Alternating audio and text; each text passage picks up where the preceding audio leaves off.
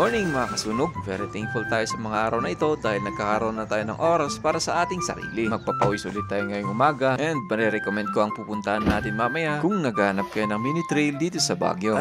Yung likod ko, ito na ba yung sinasabi nilang sign of aging? At itong pusa ko naman na ito, buong araw, buong gabi natulog pero parang naantok pa rin. Buti na lang cute ka. Kung hindi, time check, alis tayo ng 6:10 in the morning. Sa ngayon, naayos na natin ang body clock natin. Hindi na tayo hirap na hirap gumising sa ganitong oras. Kung tutuusin, late pa tayo niyan kasi mas masarap magpapawis kapag ramdam mo yung lamig sa madaling umaga. So, nadanan pa natin itong sasakyan na ginamit nila sa float parade noong panagbenga. At hindi ko pa pala nasabi, pupunta pala tayo sa Yellow Trail ng Camp John Hay. Malapit nga lang pala yung 7-Eleven dito kung saan tayo nagpark. Lakad tayo ng konti, punta tayo doon, bili ng kape. Ito na rin ang magiging pre-workout natin. Pampadagdag init din ng katawan. Ang favorite flavor natin dito ay yung French vanilla. At habang humihigop-higop tayo dito ng kape, simulan na natin ang stretching. Kayo, matanong ko nga rin, pakirate naman dyan kung gaano kayo nag-exert ng effort para sa physical activity nyo. Paki-comment na lang, 1 being the lowest and 10 being the highest. Para sa akin, kung i-rate ko ang aking sarili, siguro 7. Hindi guaranteed na kung ikaw ay physically fit ngayon, ay mabubuhay ka na ng matagal. Pero ang tanong, ano ba ang ginagawa natin ngayon para mas mabuhay tayong mas matagal? Hindi natin alam, physically fit ka ngayon